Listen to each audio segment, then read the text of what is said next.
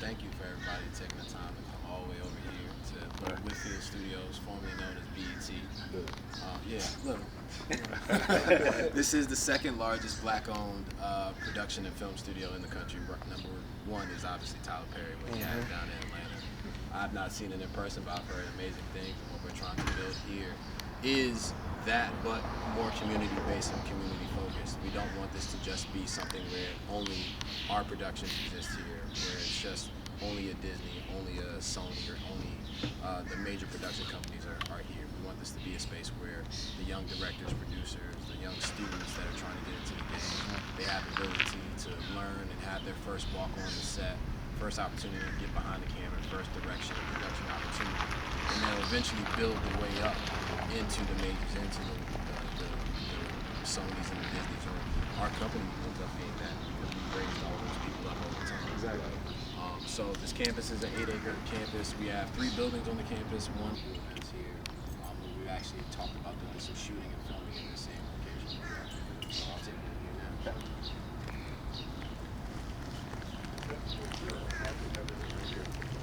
Oh, well, you'll see once we start walking, there's actually 400 plus parking spaces.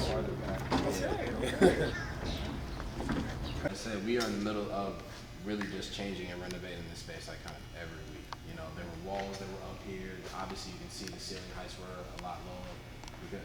Due to this space was actually office space for a little bit. This space was pure warehouse space. So we're in the middle of gutting and renovating and trying to get it to where it needs to be. You know, visually ideal. But in terms of functionality, we can already do the events and bring people in the way we want to now. Right. Like I said, we've already had a number of different things. This space itself is about 30,000 square feet on the first floor. Wow. And there's a second floor office space that is a smaller production studio called Washington Digital Media. They have about 5,000 square feet, but they have like small recording studios, podcast studios, and like so it's.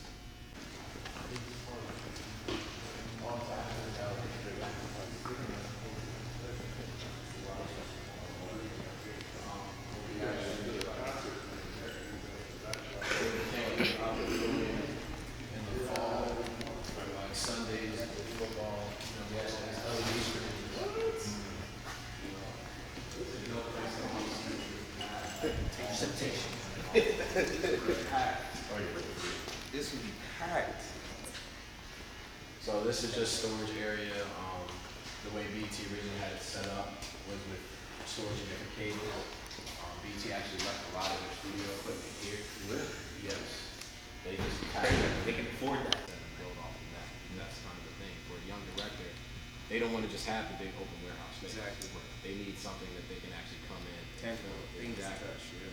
You know, so that, you know, in the next coming months we'll have the availability to do all that. But that's giving me like a visual of like how, why, like just the area of sitting, where to put people, like what a table would look like somewhere. You know, all those different little intricate things are like. Well, think of it like this too. Not that you can vouch for it. I mean, y'all talking about knocking down this building. I mean, this wall, right? That last wall is going to stay. Okay. And the reason why that last wall will stay is because it gives us the ability, if somebody wants to do white wall photography Right. Okay. or anything like that, we can do that there. Yeah. Right. So you can still build around it. Yeah. Now, when I was here a couple of weeks ago, there was a wall here, right? Yeah, we just Okay, knocked I'm that. There was another wall. Yeah, we Yeah, knocked yeah, that yeah. wall down so Okay. you can have a better I was about to sight. say it's so much space, a little bit more than it was out here. Like you said, Okay. with the event stuff that you do, this is ideal to do the behind the scenes, behind the curtain kind of thing. And that content, as we know, will just bring subscribers. Yeah. Just bring subscribers. Just, we can do so much pre-stuff, right? And we got behind the scenes and this is coming, so we're hyping what's coming. Exactly. And then you pre-order your tickets and we just send it through the paywall, we cut it, we already got money to do what we need to do to keep moving. All right, let's finish the tour so we can have that discussion. I'm just visualizing. You're absolutely right.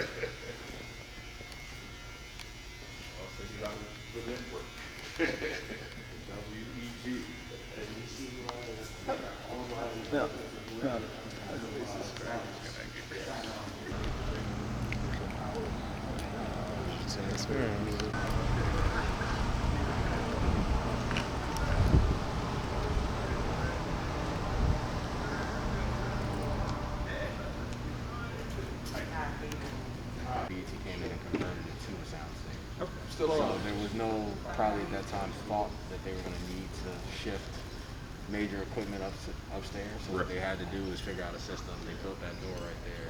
Gotcha. Anything large needs to be scissor lifted Right. up in there. Okay, good deal.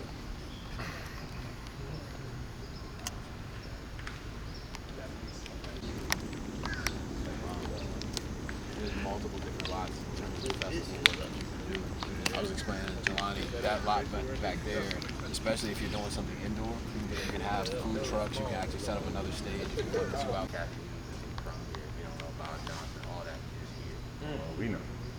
Y'all know. Yeah. The younger generation, we just never got that. Right. It was always a thing that we saw 106 in Park, so we assumed everything was in New York. For sure. We saw the BET Awards, we assumed everything was in LA. Yeah. We never understood that the business part of it was happening here. Right. And that stopped a lot of what, we talk about infrastructure in the city in terms of having access. If we knew, it would have changed a lot of different things. If we had more access, it would have changed a lot of different things. The biggest thing we have now, the biggest issue we have now in our economy is a lot of our economy is a government economy, but we have a ton of creatives that fund the economies of Atlanta, New York, and LA. Yep. Exactly. So just trying to bring it back home at this point. Oh, definitely.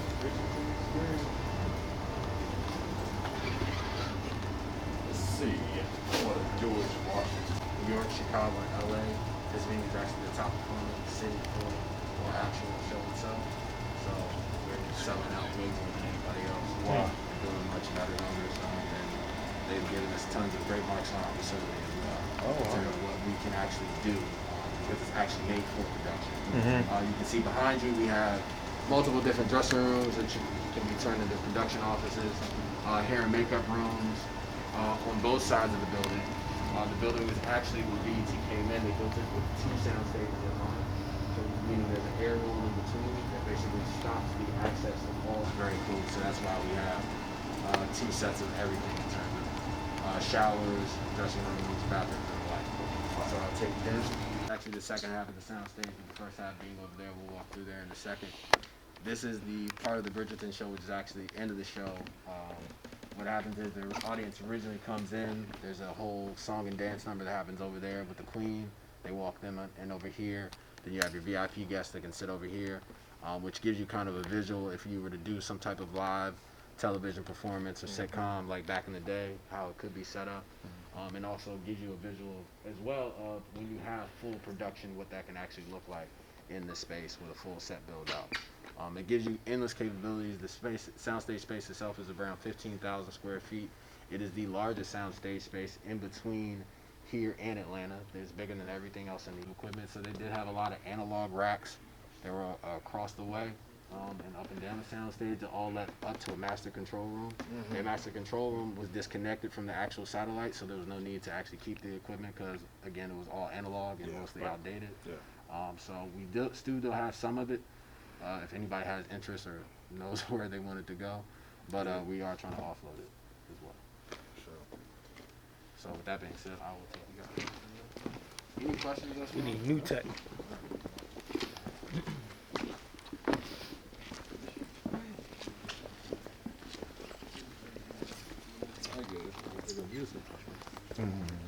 Kind of every little shop in the area, as we are kind of the biggest shop in town. So anything that we need to get, we can make a call. It's not hard, whether it's camera, lighting, and grip, sound. A lot of sound stuff we do have in house. We have had like EDM and house shows where they'll ask for additional sound and additional lights, and we have no problem going out and get that as well. For sure. Anything possible. Anything is possible as long as you got the budget. Exactly. Exactly. Dictates it all. Exactly. That's life. So let me show you some more of the first floor and then we'll go to the second floor.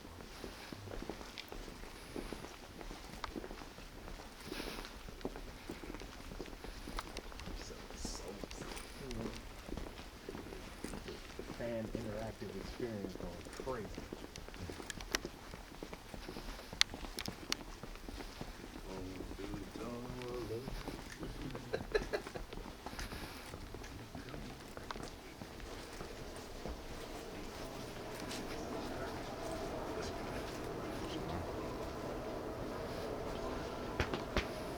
Bro. Group.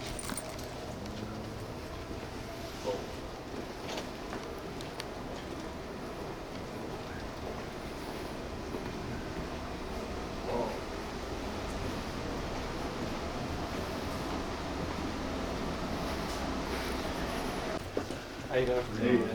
Hello. Hello. So this is typically, there's two kind of entry points and ways, especially for events when you have people come in. For an event like Bridgerton, where they want the more elegant look and marble floors, they'll have something coming in through here. But we've had other festivals, house shows, they like to use that back garage entrance because it gives them more of like a warehouse, New York, Brooklyn underground feel.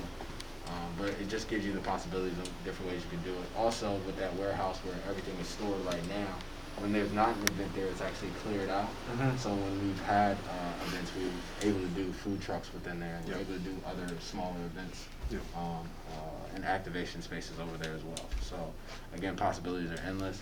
We actually have a festival that's talking about coming here in the July. It'll actually be setting up right here on these stairs. Just DJs only, or just do block off. This look like a DJ. I think I'm about. So for this upcoming festival that we'll have, the DJs will be set up here, and basically they'll be gated off entry points on each side of these, basically where that fire hydrant is over, and where this tree is over. So creatively, you can kind of set the space up any way. You don't have to think about it linearly at all. It's just kind of sky's the limit. Make it make sense in the area. Exactly. We can get a couple hundred people over here, a couple thousand people Yeah, over exactly. there. And that's the space, the corporate building that we were That's the talking about. corporate building over there. We'll get to that. Actually, let's take that and then we'll go upstairs to the second floor and we can meet there.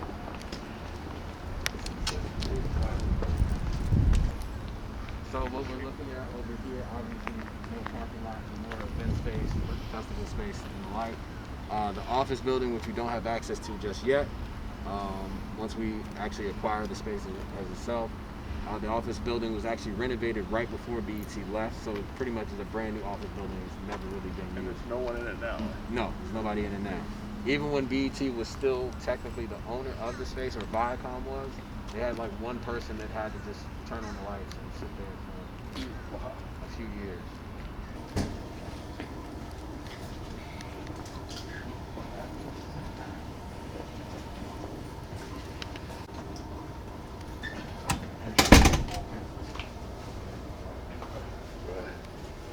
Now it used to be the storage facility for all the tapes, videos, DVDs of all of BET's old shows, which I now have a full box of any and every show that BET has. So please let Wow.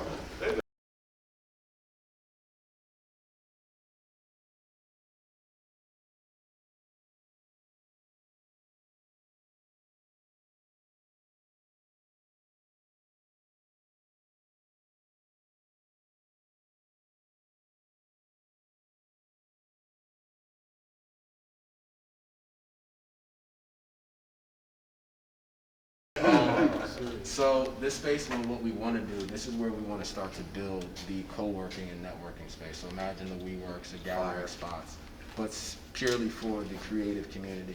What we have now in DC is we have a gathering spot. We have WeWorks all across the city, but they're not really targeted, one, for creatives, or two, for people that look like us. Exactly. Quite frankly. And it's a real struggle. I mean, again, when we talk about the community that exists here, not everybody's a politician. Not everybody is looking to be a Government official. or a lobbyist or anything like that. There's other types of networking that still needs to happen and exist, especially for the community, especially for the younger community that doesn't really have much of a concern with it, unfortunately. And I think you can do it all with the right marketing. Let Exactly. people know. People don't know, how can they get involved? Right. It's all about that marketing. Exactly. So imagine this space being pretty much gutted out, still having conference rooms, meeting rooms, but just all this floor space filled with just space, office desks, places where people can kind of come in, interact. Creative incubators. Exactly, creative incubator space, which is really going to allow people to really kind of build the infrastructure that we need. Because, like I said, the infrastructure's always existed, but we've not had the actual places for us to network. The same way Atlanta has. or people can meet in a recording studio. Exactly. Now you gotta hit records. Exactly. The same way you can meet at certain coffee shops in LA. Yeah. And this director Or meeting writers, with this writer. yeah, exactly. And now it goes boom. Yep. We need that here to make this our creative economy really kind of work out. For sure. So certain things we are gonna definitely keep, and I'll show you down here. You know, keep this open-minded dressing room. Those are just the Yeah, I don't know how that's gonna work. meeting room, you know? That's a smaller meeting room. Four desks, four tables.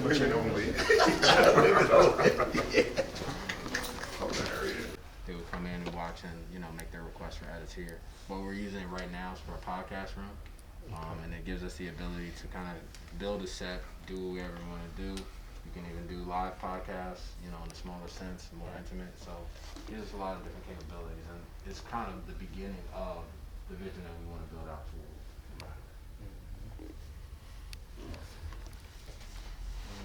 Not looking comfortable, we're gonna be here a lot. And now is our special guest today, Hilarious Hill, bringing on Das. Hilarious. So I'll show you kind of the rest of the vision over here. To get the screening room is probably a membership. You'll have access to what we want to build out into the podcast studio and recording studio.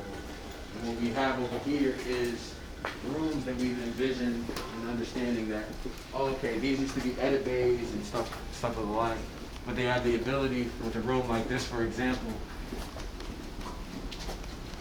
to build out, and sorry for the stories and mess, to build out an actual recording studio within this space. Right now, Washington, D.C. only technically has one physical production recording studio. Serious? One. Wow. What? That's crazy. This is perfect space for that. Exactly. And with the orchestra in here, even. Yeah, exactly. Exactly. You can put an orchestra in here. It's big enough to do a huge 4-piece band live room. Yeah. And then even now with where tech is in terms of recording, if you wanted to record a full orchestra downstairs in the sound stage, you can have it all Ethernetted up to this facility right here. So recording. So making the same. Awesome. Last but certainly not least, these were the edit bays for BET. So actually, everything that we've done, it was fixed here, edited here, made here. What we want to turn this into is our podcast alley. So basically, all these rooms are already, lifted up, somewhat soundproof. It just needs a little bit, additional soundproofing and editing. But to just deck them out as podcast studios, we know there's a huge podcast town, Oh, yeah, for sure. huge podcast city. Yeah, podcast numbers are higher than cable. Exactly. Yeah. So having the ability for our members, but also open to the public to